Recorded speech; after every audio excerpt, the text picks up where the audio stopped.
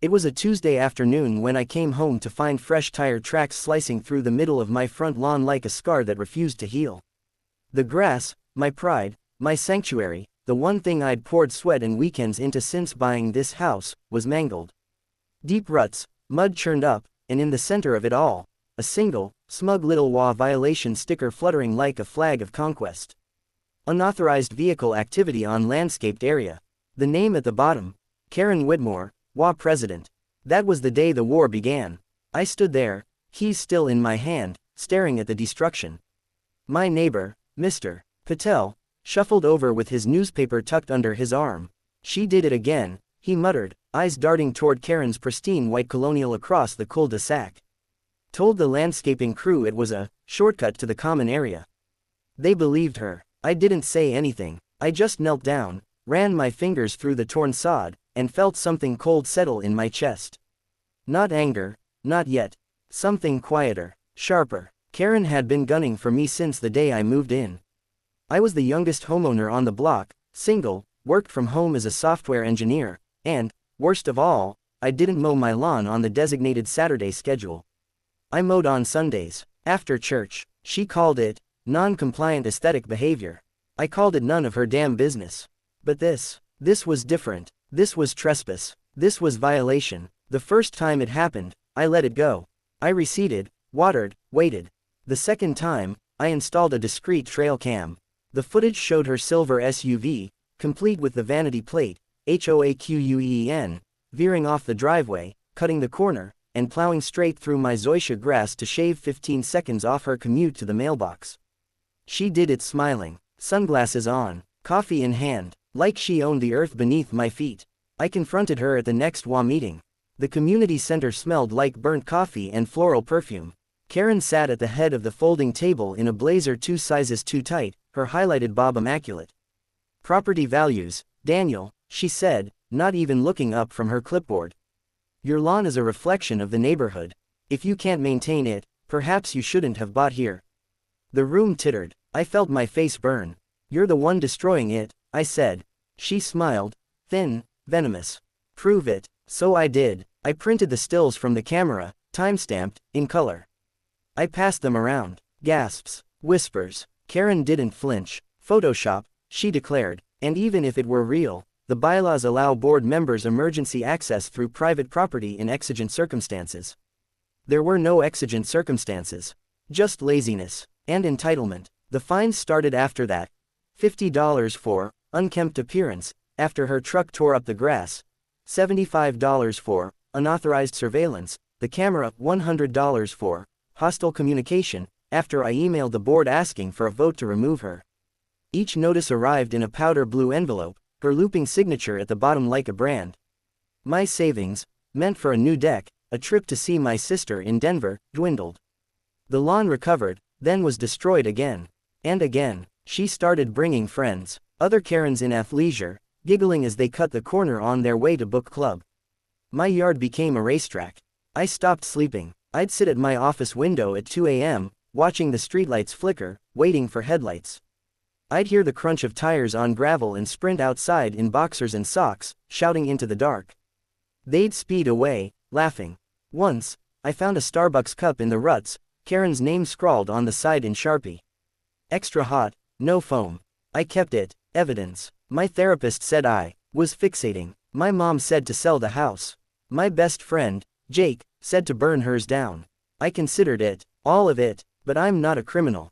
I'm a coder. I solve problems with logic, with systems, with elegance. That's when the idea came. It started with research. HOA bylaws, dense, archaic, but clear on one point. No permanent structures without approval, but temporary installations for seasonal decoration were allowed up to 30 days. I read the fine print. Twice. Then I called a guy. His name was Luis, ex-military, ran a landscaping company that specialized in problem properties. I met him at a diner off the highway, slid him the Starbucks cup in a Ziploc bag like it was a murder weapon. I want to send a message, I said. Something she'll never forget, but legal, mostly. Luis grinned. I like you. Phase 1. Documentation. I upgraded the cameras, 4 of them, 4K, motion activated, cloud backed. I printed signs. Smile. You're on camera. Trespassers will be publicized. Karen ripped them down. I replaced them with metal stakes.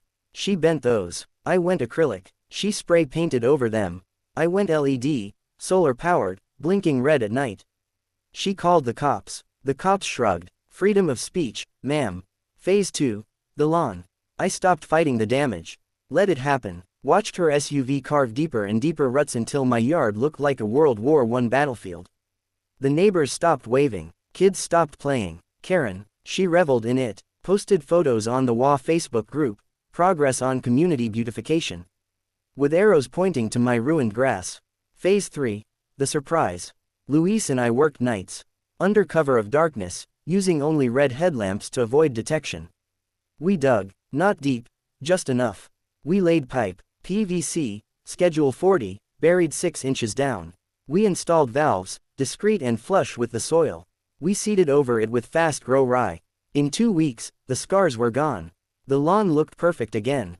Too perfect. Karen noticed. Of course she did. The first day she hesitated, tires hovering at the edge of the driveway. Then she gunned it. The SUV lurched forward, cutting the corner like always. Nothing happened. She smirked. Did it again the next day. And the next. I waited. It was a Saturday, HOA inspection day. Karen liked to do her rounds in a golf cart, clipboard in hand, an entourage of 3 other board members trailing behind like ducklings. The sun was brutal, 98 degrees, the kind of heat that makes the air shimmer. I was in my garage, door cracked, watching through the gap. My phone buzzed. Luis. Ready. I typed back. Now.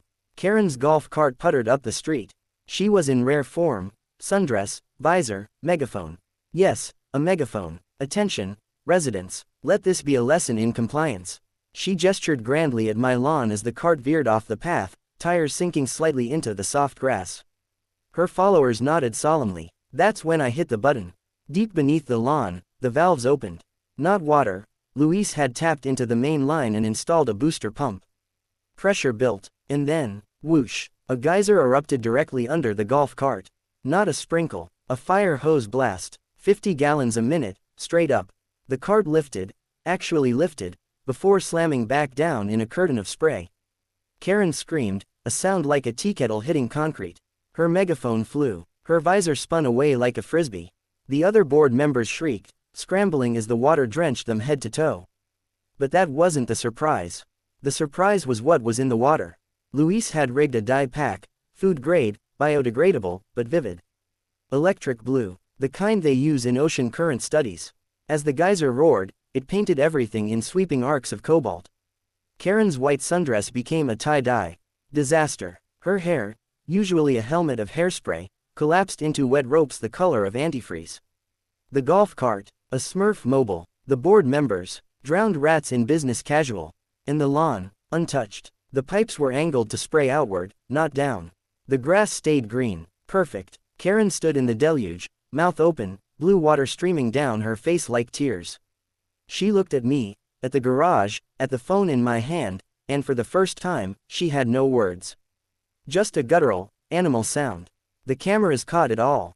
Every angle, every scream. I uploaded the raw footage to a new YouTube channel that night, HOA Horror Stories. Title: Karen Gets Blasted, literally. Within 24 hours, it had 100,000 views. A week later, 2 million. Local news picked it up.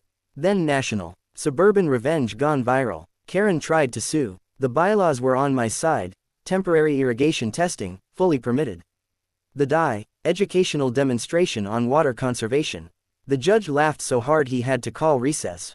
She moved 3 months later. Couldn't show her face at the grocery store without someone humming the Smurfs theme.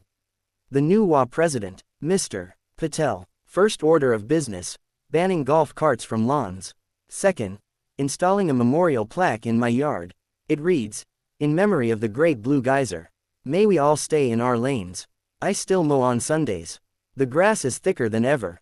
And every time I water, I smile at the faint blue stain on the driveway curb, Karen's tire marks, preserved like a tattoo.